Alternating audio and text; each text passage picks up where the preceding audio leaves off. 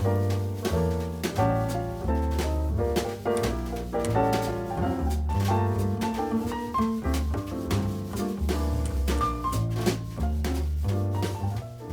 very pleased to have Kate Braverman with us. She's a poet, a short fiction writer, an essayist, an author of novels including Lithium for Medea, Palm Latitudes, Wonders of the West. She's won many awards for her work, including an O. Henry Award, a Raymond Carver Award, and a Comcast Prize. And her Graywolf Prize winning memoir is why she's here today, especially, called Frantic Transmissions to and from Los Angeles, an Accidental Memoir published in February. Welcome. Hi. So, do you feel like a San Franciscan now? I absolutely do. I've lived here long enough, 4 years now. And for me, as a writer, it's a very tactile experience. It's a very physical experience to write. And until you've walked a city and felt it through your feet and felt it on a molecular level, felt the wind, the fog, the currents, you can't really know a city enough to write about it. You felt homeless in Los Angeles where you were raised. I did. And that was really, it seemed to be one of the primary emotions that led to your memoirs here. Why don't you describe that Los Angeles when you were growing up, and then I want to ask you a follow-up question on that. Well, Los Angeles was a bunch of feudal kingdoms. It was impossible to get from one place to another. To get to the valley, let's say, which would be to get to, I don't know, across the bridge, was impossible. No one had a car. There was no transportation, no mass transportation. Really. There still isn't any. And the commute is so ghastly in Los Angeles that it's impossible to have a viable literary scene or intellectual life. You have enclaves of people like Joan Didion, who does reconnaissance between manicures from Malibu and Maui. But essentially, I found that it is a land of pseudo-intellectuals committed to mediocrity. But you wrote there. I did, in total obscurity. How did that city you just described enter into your well, they're kind of prose poems. They're poems and they're stories and there's characters. But how did that Los Angeles, as barren as it seems to have been, become part of your creativity? Well, that was my canvas. That was the city I knew. That was the city I was raised in, and I spent 25 years using it the way Joyce used Dublin. You know, it was my great And some canvas. compared your book to that Portrait of an Artist by James Joyce. And I love that review, and that's why I went at my own expense down to DJ Will's in La Jolla, because that review was so good and because it compared the book to Norman Mailer. And I should not be compared to other women. I really do not write or live like a woman. I am a complete outlaw in my sensibility, in my demand that women be given total access to the page, which they are not. But you give credit to Saul Bellow and to Mailer and others. I do, you because kind of situate yourself. I'm sorry, my nose is dripping. Is that okay? That's okay. My allergy medicine. Because I cut my teeth on Mailer and North and Roth and Bellow and had the idea from them of being an intellectual. And I had no idea that women were not allowed to be intellectuals on the page. Women are completely constricted in their ability to access the page. For instance, Sylvia Plath, 50 years later, is still not really in the canon, because she dared to complain about the smog of cooking, the smog of hell. And recently in the New Yorker, I had to cancel my subscription because of this.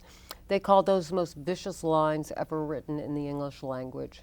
You canceled your subscription. I did. First, I wrote a letter congratulating them on the jaunty post-frat boy misogyny embedded in the review, with its gratuitous assaults on Plath, Bishop, Rich, any woman they could find. Do you find that different here in San Francisco? Do you find women treated differently because of whatever environments, which we'll get into in a moment? You know, San Francisco is utterly unique, and it is the only American city I could possibly live in. And I believe that Nancy, Diane, and Barbara would lose a limb before letting any of my rights be violated. And I feel completely safe in this city and protected. There's something very feminine about this city, and I've been doing a lot of critical apparatus work now that I live here in terms of what we really are in San Francisco. And we are a port city, and the most explosively creative are drawn to this city, but they are often not from the region, and they often do not stay. We stand on the wharf with our tattooed fingers, holding votives, and welcome them as they come in shipwrecked, and they bring us the cargo that forms our legacy. And you believe that's true even now in San Francisco? Absolutely. It certainly had a it certainly has had a legacy. From like Jack London, Yes. through Jack Kerouac, through the Beats, and through what's going on now. I believe that San Francisco is the literary capital of America. That's a pretty profound statement. I'm so glad you think so. It's part of my new critical apparatus for California. And I'm starting with Northern California. And our legacy is built entirely on people that were not from this region and often did not stay. And that's what makes us a true millennial city. So are these writers, we're going to talk about writers right now. I think you Are could these apply artists? it to artists, Right, all and you artists yourself, across the board. You are not just an author, you're a performer as well. Yes, And and I am a critic and a teacher, yes. and I'm a personality. But that is one thing that's been characteristic of a lot of San Franciscans. They have a kind of a boldness that they can do many things rather than be one thing like in Los Angeles. I'm an actor or I'm a screenwriter, or even in New York that's true, isn't it? I think so. And what makes San Francisco unique is that we are a city of ideas. Just look out your window. On one side, we have the Lucas Pixar. On the other side of the city, we have a $30 billion biotech park going in. This is not built on the old ideas of commerce that run New York and run LA, things that could be counted and loaded and put on trucks. We are a city of ideas, and with aesthetics as a constant. Is that the reason? Is that the reason why there is this transformation going on with no one really directing it? There are no great leaders and financiers that have created the biotech industry or the digital industry. There are creative people. I mean, biotechnology is creative. Don't you see it as creative? Absolutely. My husband is a biotechnologist. And certainly digital arts, like George Lucas, the ultimate in creativity. What is it about San Francisco that continues the regeneration of artists and writers? I think it's a climate that is conducive to the radically experimental. And there is something in our climate here. We do not have Hawthorne's dark forest. We don't have the Puritan baggage here. We welcome the eccentric, unlike Los Angeles and New York, who only welcome people who will format themselves into a configuration that is recognized in those areas. And I have been all over the country now for the last 7 weeks, and don't I look it? Well, congratulations. Thank It's you. because and of your great book. What I've found is that the myth of New York and the myth of Los Angeles only serve New York and Los Angeles. In Detroit, they are not interested in what's going on in New York and Los Angeles.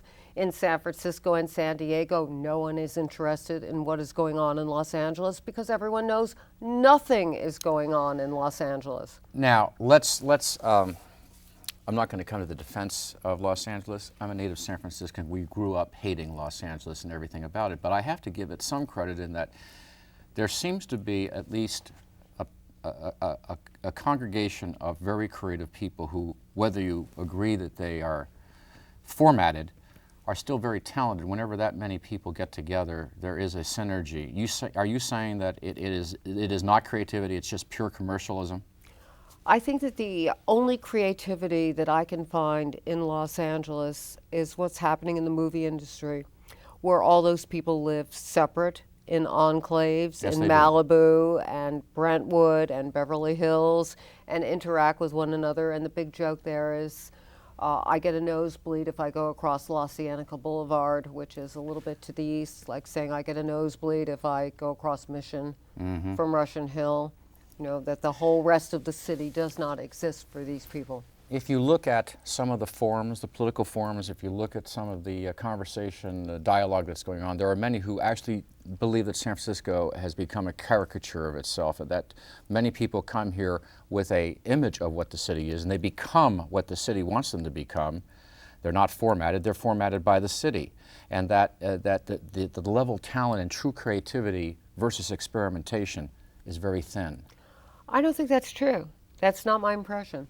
My impression is that I've never been in this city this open to and this welcoming of new ideas, of new ways of looking at it, of being given venues where you can operate within them. In Los Angeles and New York, there is no opportunity. Look at the experimental film we have in this city. You could go to an experimental film every night, which we often do because we don't have a television, because I do not want my information focus group vetted for me in this way. And when I'm in Europe or some other part of the world and watch TV, it is a completely different experience. Okay, but my point is experimentation doesn't necessarily lead to brilliant creativity. It can lead to creativity, but if what I'm saying is you are a mentor too to young writers. You've made a point of doing this. You've taught, and you're very important to many writers that have given you credit.